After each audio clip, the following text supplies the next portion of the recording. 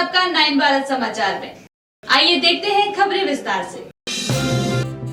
Gaza की स्थिति प्रमुख चिंता। भारत संघर्ष विराम का समर्थन करता है, जयशंकर ने रियाद में कहा। आप किसान विंग नेता तरलोक चंद सिंह की पंजाब में गोली मारकर हत्या।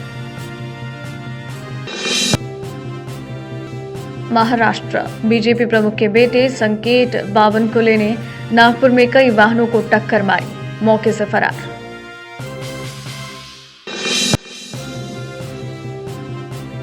आरजी कर मामला। सुप्रीम कोर्ट के आदेश के बावजूद जूनियर डॉक्टर काम बंद जारी रखेंगे।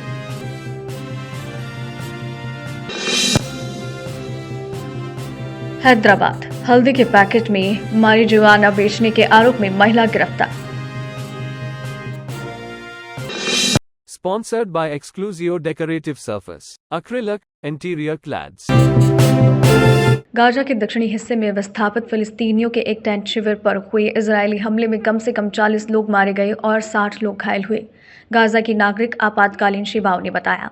मंगलवार की सुबह खान यूनिस के अल मवासी इलाके में कम से कम 20 टेंट इस हमले में निशाना बने, गाजा के नागरिक रक्षा विभाग ने जानकारी दी। अल मवासी में इजरायली सेना द्वारा इस तटीय इलाके को सुरक्षित क्षेत्र घोषित करने के बाद से बड़ी संख्या में फिलिस्तीनी टेंट्स में ये रह रहे थे, क्योंकि खान यूनिस और पास के राफा में जमीनी हमले जारी हैं। बचाव दल ने बताया कि वो जीवित बचे लोगों की तलाश कर रहे हैं और स्थानीय सूत्रों के अनुसार टेंट शिविर में 9 मीटर 30 फीट तक के गहरे गड्ढे पड़े हैं। अल जजीरा अरबी ने रिपोर्ट किया है। गाजा की नागरिक सुरक्षा के प्रवक्ता ने इसे इस अनमत युद्ध के सबसे जघन्य हत्याओं में से एक बताया है। विदेश मंत्री एस जयशंकर ने सोमवार को गाजा की स्थिति को भारत की सबसे बड़ी चिंता बताया और कहा कि नई दिल्ली इजरायल हमास संघर्ष विराम का जल्द से जल्द समर्थन करती है। जयशंकर ने कहा, टिप्पणी सऊदी अरब की राजधानी में पहले Bharat gulf cooperation council GCC मंत्री स्तरीय बैठक के दौरान की गई। वर्तमान में गाजा की स्थिति स्वाभाविक रूप से हमारी सबसे बड़ी चिंता है। इस संबंध में भारत की स्थिति सैद्धांतिक और स्थिर रही है। हम आतंकवाद और बंधक बनाने की घटनाओं की निंदा करते हैं, लेकिन निर्दोष नागरिकों की लगातार हो रही मौतों से हमें गहरा दुख हो रहा है। जयशंकर ने यह भी कहा कि किसी भी प्रतिक्रिया में मानवीय कानून के सिद्धांतों का पालन करना चाहिए। उन्होंने कहा, हम जल्द से जल्द संघर्ष विराम का समर्थन करते हैं। भारत में एक व्यक्ति जो हाल ही में मंकी पॉक्स के प्रकोप वाले देश से यात्रा कर लौट रहा था, सोमवार 9 सितंबर को इस बीमारी से संक्रमित पाया गया। इस बात की पुष्टि भारत सरकार ने की। पहले संदेहास्पद मामले की जांच में ये यात्रा से जुड़ा संक्रमण पाया गया। लैब परीक्षणों ने रोगी में पश्चिम अफ्रीकी क्लैड 2 एमपॉक्स वायरस की उपस्थिति की पुष्टि की है, केंद्र सरकार ने कहा। स्वास्थ्य मंत्रालय ने बताया कि ये एक अलग मामला है, जैसा कि जुलाई 2022 से भारत में सामने आए पहले 30 मामलों की तरह है। ये वर्तमान में विश्व स्वास्थ्य संगठन द्वारा घोषित सार्वजनिक स्वास्थ्य आपातकाल जो क्लैड 1 से संबंधित है, उसका हिस्सा नहीं है। मंत्रालय ने यह भी स्पष्ट किया कि इस समय जनता के लिए कोई व्यापक जोखिम का संकेत नहीं है। पिछले महीने विश्व स्वास्थ्य संगठन ने एमपॉक्स को अंतर्राष्ट्रीय चिंता का सार्वजनिक स्वास्थ्य आपातकाल घोषित किया था।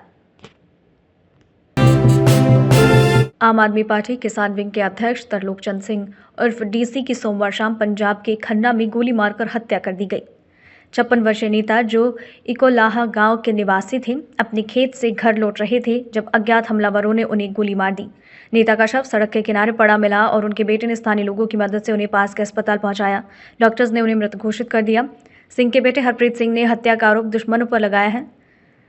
पुलिस अधीक्षक SP सौरभ जिंदल ने कहा कि पुलिस मामले की हर पहलू से जांच कर रही है।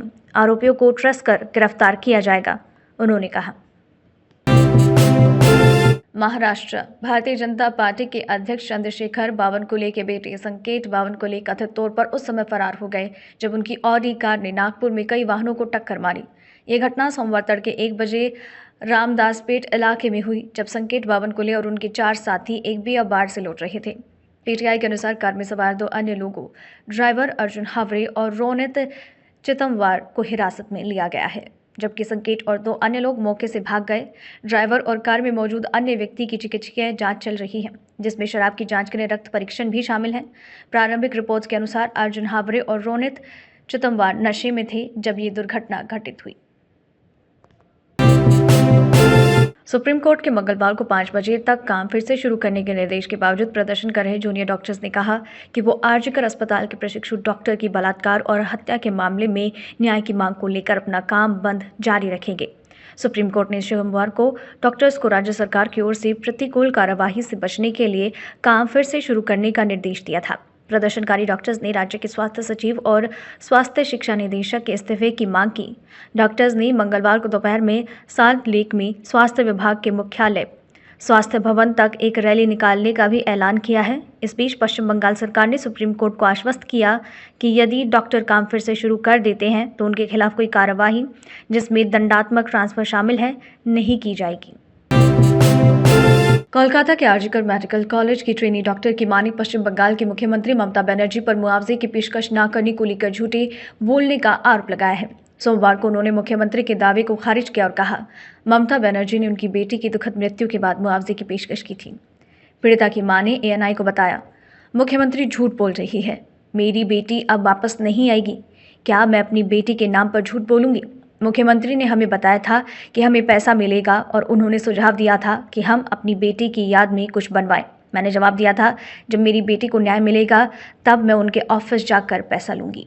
रेलवे मंत्रालय के अधिकारियों के अनुसार पिछले एक सप्ताह में 3 बार ट्रेनें डिरेल करने का प्रयास किया और 2 बार पत्थर फेंकने की घटनाओं ने बदमाशों की आपराधिक मंशा को उजागर किया और इन घटनाओं की लहर एक बड़ी चिंता का विषय बन गई है।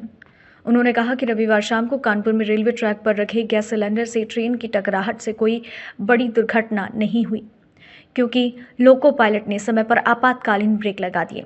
अधिकारियों ने बताया कि पुलिस ने घटनास्थल पर पेट्रोल और माचिसें बरामद की, जो आपराधिक इरादे को दर्शाती है।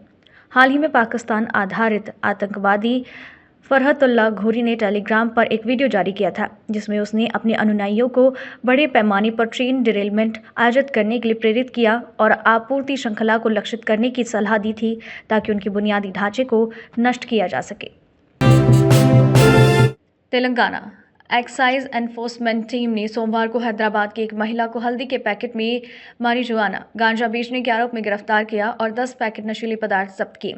एक्साइज अधिकारियों ने हैदराबाद के दूलपेट इलाके में हल्दी पाउडर के पैकेट में गांजा बेचने के धंधे का भंडाफोड़ किया। आरोपी महिला की पहचान नेहा बाई के रूप में हुई, जिसे एक्साइज एनफोर्समेंट अधिकारियों ने हल्दी के पैकेट में छिपाए गए 10 पैकेट गांजा के साथ गिरफ्तार किया। एक्साइज एनफोर्समेंट के deputy superintendent of police DSP Tirupati Yadav, sub inspector SI Nagraj और उनकी टीम ने गांजा के 10 पैकेट जब्त कर केस दर्ज कर आरोपी महिला को हिरासत में लिया। गाजा की स्थिति प्रमुख चिंता, भारत संघर्ष विराम का समर्थन करता है, जयशंकर ने रियाद में कहा। आप किसान विंग नेता तरलोक चंद सिंह की पंजाब में गोली मारकर हत्या। महाराष्ट्र बीजेपी प्रमुख के बेटे संकेत बावनकुले ने नागपुर में कई वाहनों को टक्कर मारी, मौके से फरार।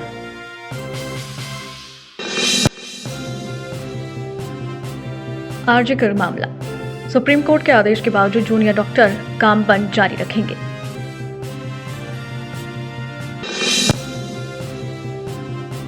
हैदराबाद, हल्दी के पैकेट में मारिजुआना बेचने के आरोप में महिला गिरफ्तार।